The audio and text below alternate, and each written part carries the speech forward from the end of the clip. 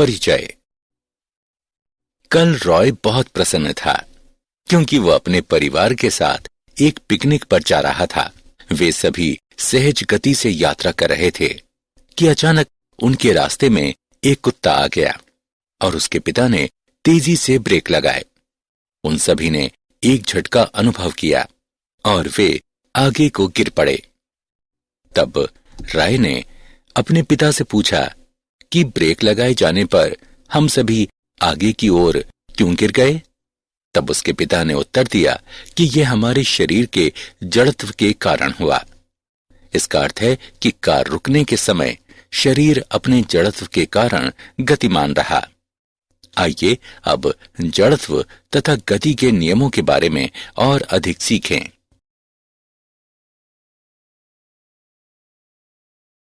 उद्देश्य। इस पाठ के अंत में आप निम्न करने में सक्षम हो जाएंगे: अरस्तु की भ्रामकता को समझना, जड़त्व के नियम को परिभाषित करना, न्यूटन के गतियों के नियम को परिभाषित करना, आवेग को परिभाषित करना, संवेग संरक्षण के नियम को समझना, किसी कण की साम्यावस्था की गणना करना, यांत्रिकी में सामान्य बलों को समझना, वर्तुल यानी वृत्तीय गति को परिभाषित करना और यांत्रिकी में समस्याओं को हल करना।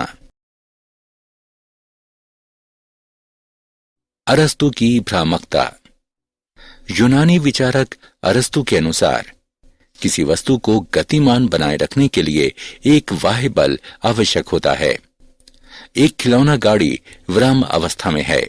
जब एक बालक गाड़ी से जुड़े हत्थे को पकड़कर खींचता है तो गाड़ी गतिमान हो जाती है, और जब बालक गाड़ी का हत्था छोड़ देता है तो गाड़ी विराम अवस्था में आ जाती है। अब अरस्तु के अनुसार गाड़ी इसलिए विराम अवस्था में आ जाती है क्योंकि इस पर कोई बाह्य बल नहीं लग रहा है, लेकिन वास्तव में गाड़ी इसलिए विराम अवस्था में आ जाती है क्योंकि पृष्ठ से लगने वाला घर्षण बल गाड़ी की गति का प्रतिरोध करता है। जड़त्व का नियम। किसी वस्तु का जड़त्व उसका वह गुण होता है जिसके द्वारा ये अपनी विराम अवस्था में परिवर्तन का या किसी बाह्य बल की अनुपस्थिति में वस्तु की एक समान गति का प्रतिरोध करती है। किसी वस्तु का जड़त्व इसके द्रव्यमान के अनुक्रमानुपाती होता है। किसी वस्तु का वेग तब तक निश्चित रूप से बना रह सकता है जब तक उस पर कोई त्वरण या मंदन कार्य न करे। ऐसी दशा केवल समतल तलों पर प्राप्त की जाती है जहां घर्षण के बल को न्यून किया जाता है। आइए एक उदाहरण देखें। नीचे को ढाल युक्त तल की स्थिति में त्वरण का एक कारण पहले से उपस्थित रहता है। ऊपर को ढाल युक्त तल की स्थिति में मंदन का एक कारण पहले से उपस्थित रहता है। क्षैतिज तल की स्थिति में नियत गति होती है।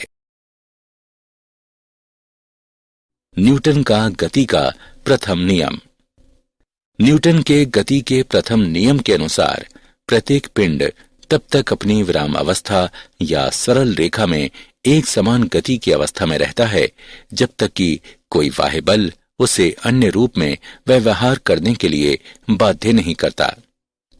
यदि किसी वस्तु पर नेट बाह्य बल शून्य हो तो इसका त्वरण शून्य होगा। वस्तु पर नेट बाह्य बल न होने की स्थिति में त्वरण शून्य नहीं हो सकता। न्यूटन का गति का द्वितीय नियम। पहले हम सभी संवेग के बारे में बात करेंगे। किसी वस्तु का संवेग इसके द्रव्यमान तथा वेग के गुणनफल के रूप में व्यक्त किया जाता है। P बराबर m गुणा v। ये एक सदिश राशि है। संवेग की दिशा वेग की दिशा में होती है। इसका SI मात्रक किलोग्राम मीटर प्रति सेकंड होता है। न्यूटन का गति का द्वितीय नियम कहता है कि किसी पिंड पर कार्य करने वाला नेट बाह्य बल इसके संवेग परिवर्तन की दर के अनुक्रमानुपाती होता है। इसका समीकरण निम्न रूप में दिया गया है।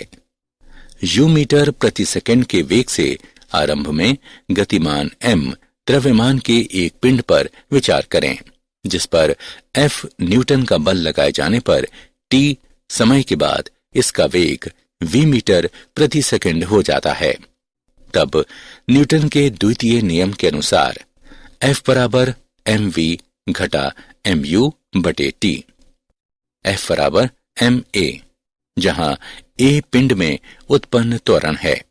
अतः पिंड पर कार्य करता नेट बाह्य बल इसके द्रव्यमान तथा इसमें उत्पन्न त्वरण के गुणनफल के बराबर होता है। उदाहरण, आइए न्यूटन के गति के द्वितीय नियम का एक उदाहरण देखें।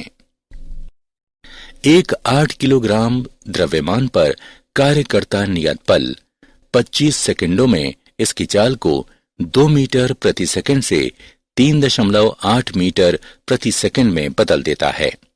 यदि पिंड की गति की दिशा अपरिवर्तित रहे तो बल के परिमाण एवं दिशा की गणना करें। आइए इसका हल देखें। दिए गए मान हैं m बराबर 8 किलोग्राम, u बराबर 2 मीटर प्रति सेकंड, v बराबर 3.8 मीटर प्रति सेकंड, t बराबर 25 सेकंड, f बराबर ma बराबर m v घटा u बटे t बराबर 3.8 घटा 2 बटे 25। बल बराबर 0.58 न्यूटन। क्योंकि गति की दिशा में परिवर्तन नहीं हुआ है बल्कि वेग का परिमाण बढ़ा है, इसलिए बल गति की दिशा में ही कार्यरत होगा। आवेग। आवेग को किसी पिंड पर एक अल्प समय काल के लिए कार्य करने वाले बल के प्रभाव के रूप में परिभाषित किया जाता है। आवेग बल तथा समय अंतराल के गुणनफल के बराबर होता है। I बराबर F गुणा T। यदि पिंड का संवेग T समय में P1 से P2 परिवर्तित होता है तो न्यूटन के गति के द्वितीय नियम के अनुसार F बराबर P2 घटा P1 बटे T। आवेग I बराबर P2 घटा P1 बटे T गुणे T। I बराबर P2 घटा P1। I बराबर डेल्टा P। आवेग पिंड के संवेग में परिवर्तन के भी बराबर होता है। यह एक सदिश राशि है तथा इसकी दिशा संवेग में परिवर्तन के समान होती है। न्यूटन का गति का तृतीय नियम। न्यूटन के गति के तृतीय नियम के अनुसार प्रत्येक क्रिया की सदैव समान एवं विपरीत प्रतिक्रिया होती है। क्रिया और प्रतिक्रिया का परिमाण समान होता है, दिशाएं विपरीत होती हैं और वे भिन्न पिंडों पर कार्य करती हैं। पतवार की सहायता से एक नाव खेता व्यक्ति भूमि पर उछलती गेंद न्यूटन की गति के तृतीय नियम के उदाहरण हैं। पिंडों A और B के एक युग्म पर विचार करें, तब FAB बराबर घटा FBA। दोनों पिंडों के बीच अंतर क्रिया में संलग्न दो बलों में से एक क्रिया बल कहा जा सकता है, दूसरे बल को प्रतिक्रिया बल कहा जा सकता है। संवेग का संरक्षण। वियुक्त निकाय। किसी निकाय को वियुक्त कहा जाता है यदि निकाय व परिवेश के बीच द्रव्यमान तथा ऊर्जा का कोई विनिमय नहीं हो। संवेग संरक्षण के अनुसार किसी बाह्य बल की अनुपस्थिति में किसी वियुक्त निकाय का कुल रैखिक संवेग समान या संरक्षित बना रहता है। न्यूटन के गति के द्वितीय नियम के उपयोग द्वारा व्याख्या। जहां कोई बाह्य बल नहीं है, F बराबर 0 तो dP बटे dt बराबर 0। P बराबर स्थिरांक, mv बराबर स्थिरांक, m1v1 बराबर m2v2, न्यूटन के गति के तृतीय नियम के उपयोग द्वारा व्याख्या।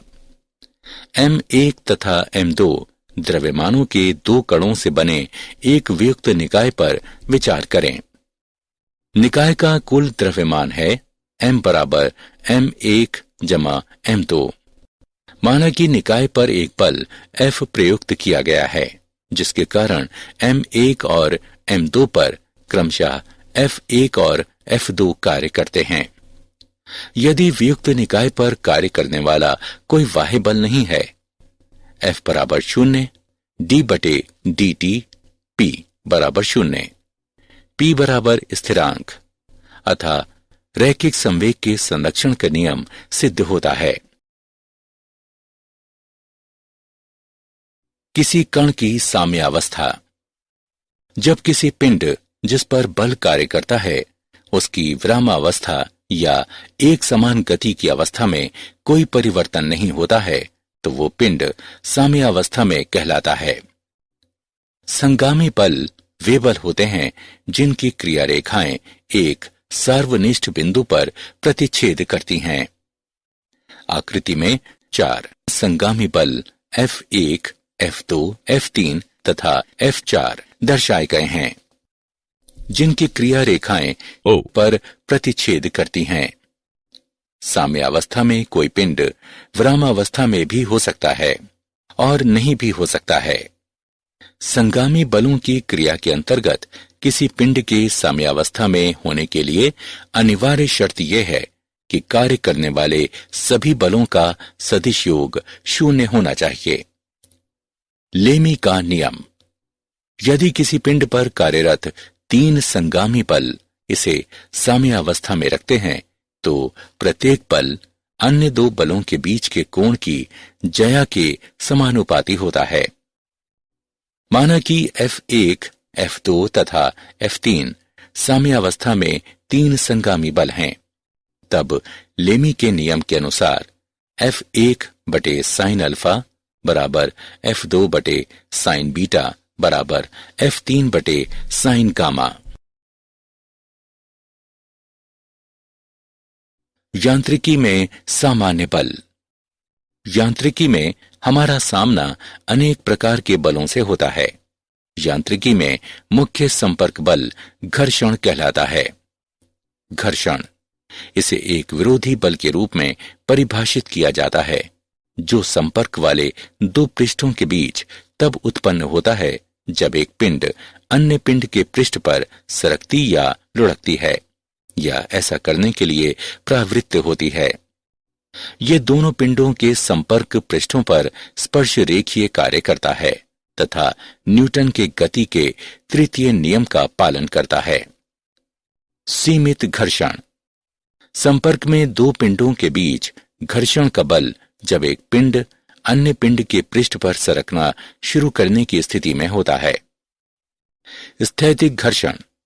संपर्क में 2 पिंडों के बीच घर्षण का बल जो उससे पूर्व होता है जब वास्तव में कोई पिंड किसी अन्य पिंड के पृष्ठ पर चलना शुरू करता है। गतिज घर्षण।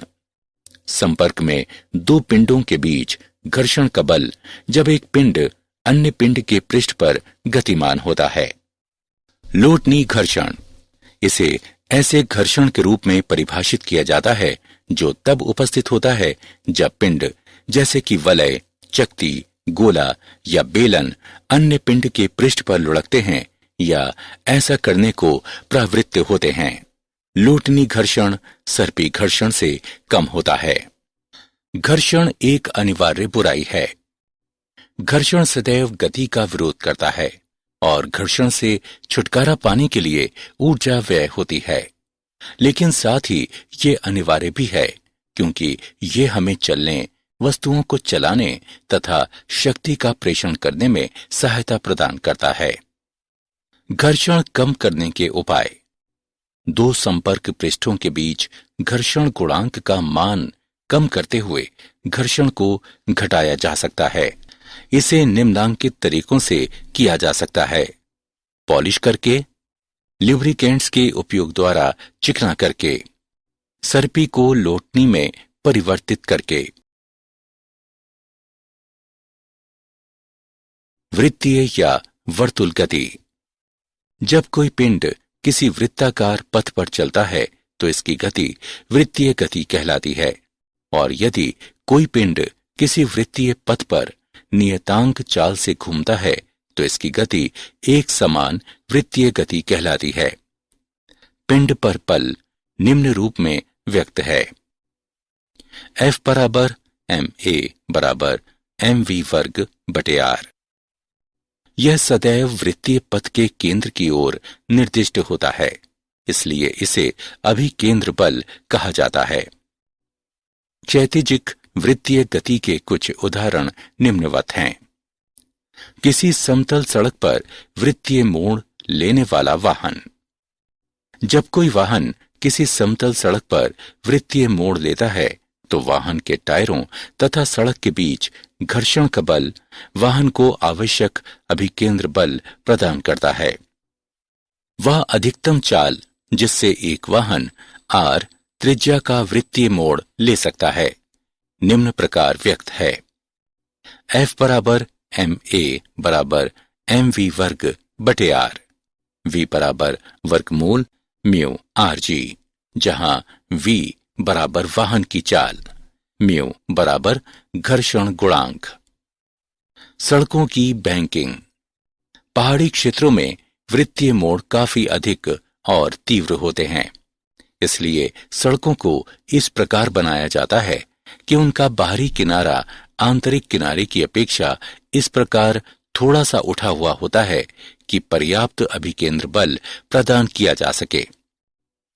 यदि किसी तिरछी सड़क पर वाहन v चाल के साथ r त्रिज्या का मोड़ लेता है तो tan थीटा बराबर v वर्ग बटे rg, जहां थीटा बैंकिंग का कोण है। साइकिल सवार का झुकना।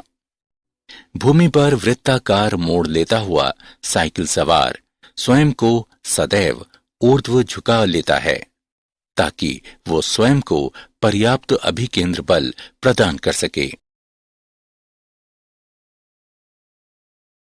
यांत्रिकी में समस्याओं को हल करना। यांत्रिकी में सामान्य समस्या को हल करने के लिए हमें निम्न चरणों का उपयोग करना चाहिए। चरण 1, एक आरेख बनाएं। चरण 2, संयोजन के किसी सुविधाजनक भाग को निकाय के रूप में चुनें। चरण 3, एक पृथक आरेख खींचें जो निकाय तथा पिंडों के संयोजन के शेष भागों द्वारा निकाय पर आरोपित सभी बलों को सम्मिलित करके दर्शाता हो। चरण 4, इस आरेख में बलों के बारे में वही सूचनाएं सम्मिलित करें जो या तो आपको दी गई हों या जिनके बारे में आप निश्चित हों। चरण 5, यदि आवश्यक हो तो संयोजन से किसी अन्य निकाय के लिए भी यही विधि अपनाएं।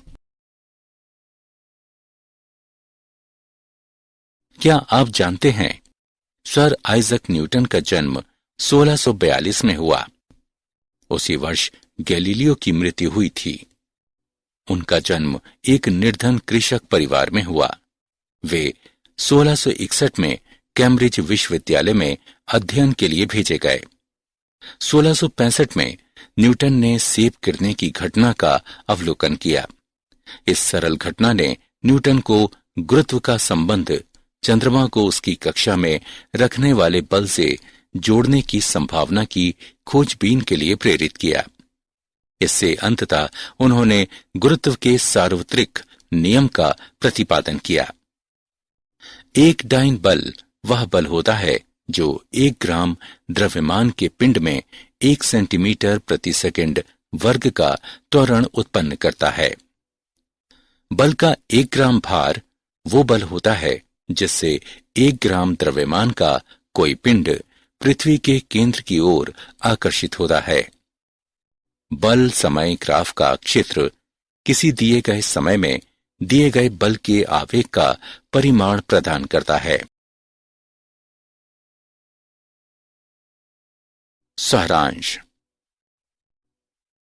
आइए हमने जो कुछ सीखा है उसे संक्षेप में दोहराएं।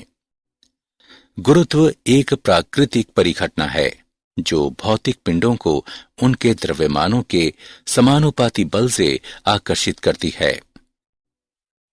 किसी पिंड का जड़त्व इसका वो गुण होता है जिसके द्वारा ये बाह्य बल की अनुपस्थिति में पिंड की विरामावस्था या एक समान गति की अवस्था में परिवर्तन का विरोध करता है। न्यूटन के गति के प्रथम नियम के अनुसार हर चीज निरंतर अपनी विरामावस्था या एक सीधी रेखा में एक समान गति की अवस्था में रहेगी यदि इस पर कार्य करने वाला कोई बाह्य बल आरोपित न किया जाए। न्यूटन के गति के द्वितीय नियम के अनुसार किसी पिंड पर कार्य करने वाला नेट बाह्य बल इसके संवेग में परिवर्तन की दर के अनुक्रमानुपाती होता है। आवेग को किसी पिंड पर बल के प्रभाव के रूप में परिभाषित किया जाता है जो इस पर अल्प समय अंतराल के लिए कार्य करता है। न्यूटन के गति के तीसरे नियम के अनुसार प्रत्येक क्रिया की सदैव समान व विपरीत दिशा में प्रतिक्रिया होती है। संवेग संरक्षण के नियम के अनुसार किसी बाह्य बल की अनुपस्थिति में किसी पृथक्कृत निकाय का कुल रैखिक संवेग समान या संरक्षित बना रहता है। जब किसी पिंड की विरामावस्था या एक समान गति की अवस्था में कोई परिवर्तन नहीं होता जिस पर कि बल कार्य करते हैं तो वो पिंड साम्यावस्था में कहलाता है।